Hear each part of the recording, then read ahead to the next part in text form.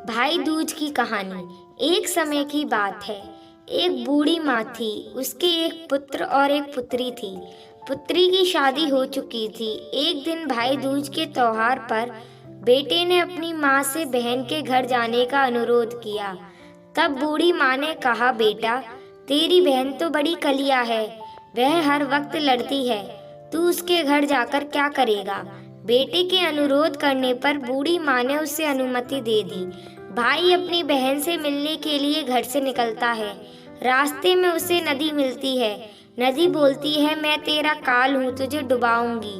तब भाई कहता है, मैं कई साल बाद अपनी बहन से मिलने जा रहा हूँ, उससे मिलकर आने दो। वापस आते वक्त मुझे डुबो देना। तो नदी मान जाती है और उसे रास्ता दे देती है। थोड़ा आगे बढ़ता है तो रास्ते में सांप मिलता है। सांप बोलता है, मैं तुझे डसूंगा। तब भाई कहता है, पहले मुझे अपनी बहन से मिलकर टीका लगवा लेने दो, फिर मुझे डस लेना। सांप भी उसे रास्ता दे देता है।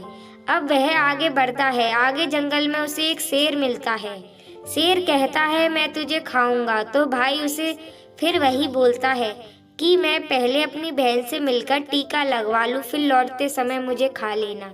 शेर भी उसे रास्ता दे देता है और अब भाई अपनी बहन के घर पहुंचता है और आवाज लगाता है, देख बहन, 7 कोस दूर से तिलक कराने तेरा भाई आया है।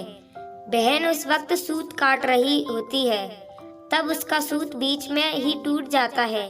यह मानते हैं कि यदि सूत काटते वक्त सूत बीच में टूट जाए तो जिस बहन की इकलौता भाई होता है, वह सूत जब तक पुनः जुड़ नहीं जाता तब तक बहन बोलती नहीं है। भाई बहन से पुनः आवाज लगाता है। भाई की आवाज सुन जब बहन जवाब नहीं देती है तो भाई मन में सोचता है, मुझ गरीब से मेरी बहन बात नहीं करना चाहती। माँ सही कह रही थी, मुझे यहाँ आना नहीं चाहिए था। यह सोचकर वह वापस जाने लगता है। इतने में बहन का सूत पुनः जुड़ जाता है और वह भाई को आवाज देती है और उसकी तरफ दौड़ती है और उससे बात न करने का कारण बताती है। बहन बड़े प्यार व स्नेह से अपने भाई को घर में ले जाती है और वह अपनी सहेली पड़ोसन के घर जाती है और उससे पूछती है, सहेली, कोई जान से प्यारा मेहमान आए तो क्या करना चाहिए? पड़ोसन मजाक में कह देती है, तेल से चौका लगाना चाहिए और घी में चावल पकाने चाहिए। भोली बहन पड़ोसन का मजाक समझ नहीं पाती और वैसा ही करती है और अब ना तो चौका सूखता है और ना ही चावल सीजते हैं। इधर भूखा भाई उससे कहता है, बहन भूख लगी है, खाना परोस दो। तब बहन बोली, भाई आज ना तो चावल सीज रहे हैं और ना ही चौका सूख रहा है। भाई ने पूछा, कैसे तूने चौका लगाया और कैसे तूने चावल चढ़ाई? बहन बोली, मैंने पड़ोसी सहेली से पूछा था, उसने कहा जान से प्यारा मेहमान आए तो तेल का चौका लगाना चाहिए और घी में चावल चढ़ाने चाहिए। भाई बोला, अरे मेरी भोली बहन, कभी तेल का चौका सूखा है और कभी घी में चावल पके हैं। तू पानी का चौका लगा और पानी में ही तेल चढ़ा।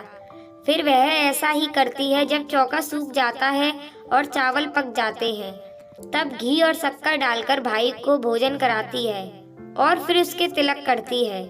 कई दिन बीत जाते हैं। एक दिन भाई बोला, बहन अब मैं घर वापस आ जाऊंगा, माँ अकेली है। अगले दिन सुबह बहन जल्दी उठकर गेहूं पीसकर भाई के लिए लड्डू बनाती है और कुछ लड्डू बच्चों के लिए रखकर अपने भाई को विदा करती है। सुबह जब बच्चे उठते हैं तो माँ से खाना मांगते हैं। तब माँ उन्हें वही लड्डू देती है। तब वह देखते हैं, यह क्या, सारे लड्डू हरे रंग के हो गए। फिर वह चक्की में देखती है तो उसमें गेहूं के साथ एक सर्प भी पिस गया होता है। वह उन लड्डू को फेंक देती है और अपने भाई के पीछे भागती है। रास्ते में एक पेड़ के नीचे उसका भाई बैठा होता है। उसे देखकर भाई बोला, क्या हुआ बहन? तब बहन पूछती है, मैंने तुम्हें जो लड्डू बांधे थे वह कहाँ हैं? तेरे लड्डू मैंने अभी नहीं खाए, पेड़ पर टंगे हैं, ले ले। वह पेड़ से लड्डू उतारती है और वहीं गड्ढा खोदकर लड्डुओं को गाड़ देती है। फिर अपने भाई को सारी बात बताती है। भाई बोला, बहन तूने एक बार तो मुझे मौत से बचा लिया, लेकिन मैं पीछे कईयों को साई देकर आया हूँ।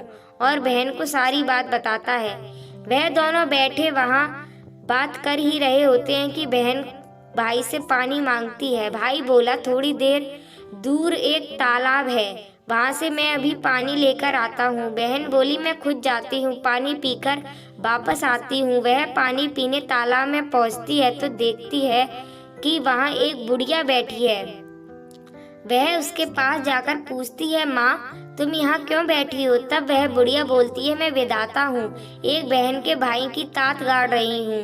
तब वह पूछती है, माता वह कौन भाई है? तब विधाता बोलती है, एक भाई जिसके प्यार में उसकी बहन ने सर्प की हत्या कर दी।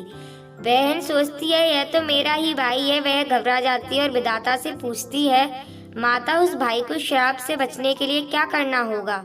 विधाता उसे बताती है कि उसकी एक बहन है, जब वह उसे गालियां दे और उसकी शादी होने तक यदि वह हर घात को टाल देती है तो उसका भाई बच सकता है। वह तुरंत अपने भाई के पास जाकर वह तुरंत कहती है, भाई मैं तुझे माँ के घर तक छोड़ने चलूंगी, लेकिन रुक मैं अभी आती हूँ। और वह शेर के लिए मांस, सर्प के लिए दूध और नदी के लिए ओढ़नी लाती है। वह दोनों भाई बहन आगे बढ़ते हैं। रास्ते में उन्हें पहले शेर मिलता है। जैसे ही वह भाई को खाने के लिए आगे बढ़ता है, बहन उसके आगे मांस का टुकड़ा डाल देती है। शेर मांस के टुकड़े को खाने में लग जाता है और दोनों भाई बहन आगे बढ़ते हैं। आगे उन्हें वह सर्प मिलता है और जैसे ही सर्प उसे डसने के लिए आगे आता है, बहन सर्प के आगे दूध का प्याला रख देती है। सर्प दूध पीने लगता है। वह दोनों अब आगे चलते हैं। रास्ते में उन्हें नदी मिलती है जो भाई को डुबोने को तैयार होती है, पर बहन नदी को ओढ़नी उड़ा देती है। खुश होकर नदी रास्ता दे देती है। अब वह दोनों भाई बहन आगे बढ़ते हैं और अपने घर पहुंच जाते हैं। बेटी को देखकर माँ खुश हो जाती है, पर बहन उसी समय भाई को गाली देने लगती है। तब माँ बेटे से कहती है, इस कलिया बहन को क्यों ले आया? तब भाई बोलता है, माँ बहन तो बहुत अच्छी थी, पता नहीं पर इसे आते ही क्या हो गया। थोड़े दिनों में भाई का रिश्ता आता है। तब सब कहते हैं, बहन पागल तो है पर भाग्यवान है। पर जब ससुराल वाले सगाई के लिए मिठाई लाते हैं तो बहन कहती है, इसकी मिठाई क्यों बांटते हो? पहले मेरी मिठाई बांटो। कई बड़े बुजुर्ग बोले, इसे भी भाई के साथ बैठा दो। सगाई शुरू होती है, वहाँ आग लग जाती है। बहन को तो पता ही था कि उसके आगे भाई का घात है। उसने तुरंत ही वह आग बुझा दी। अब कुछ दिनों बाद शादी के कार्यक्रम शुरू होते हैं, परंतु बहन हर समय भाई के साथ रहती थी। जब भाई की निकासी होने लगी तब बहन बोली, अरे इसकी निकासी क्या करते हो? पहले मेरी निकासी करो और इसे पीछे के दरवाजे से लेकर जाओ। बहन के इतना बोलते ही आगे का दरवाजा टूटकर गिर जाता है। सब कहते हैं, बहन भले ही कलिया है पर बराबर भाई की जान बचा रही है। जब भाई फेरों में बैठता है तो फिर बहन कहती है, इसकी जगह मैं फेरों में बैठूंगी। शादी के बाद जब दूल्हा दुल्हन की रात जागती है तो बहन कहती है, इसकी नहीं, पहले मेरी रात जगाओ। कई लोग बोले, बीच में पर्दा लगाकर इसे भी साथ में सुला दो। रात में जब भाई और भाभी सो जाते हैं तब वहाँ एक सर्प आता है। बहन तो तैयारी में ही बैठी थी, वह उसे पकड़कर टोकरी में रखकर सो जाती है। आज वह कई दिनों में निश्चिंत होकर आराम से सोती है। इधर उसकी माँ सोचती है, बेटी के उठने से पहले ही मेहमानों को विदा कर देती हूँ, वरना फिर शोर मचाएगी। जब बेटी उठकर देखती है तो घर में कई लोग नहीं दिखते। तब बहन माँ से पूछती है, माँ सब मेहमान कहाँ चले गए? तब माँ कहती है, बेटा सब मेहमानों को विदा कर दिया है। तब बेटी बोलती है, माँ सब मेहमानों को वापस बुलाओ, तभी मैं विदा होंगी। उसके कहने के अनुसार माँ सभी मेहमानों को वापस बुलाती है। तब वह माँ से कहती है, माँ आज के दिन के लिए ही मैंने पालने में पूत और चूल्हे पर दूध छोड़ा था और पागल हो गई थी। मेरे इस भाई पर 7 घात थी, वह टालने के लिए मैं ऐसा कर रही थी।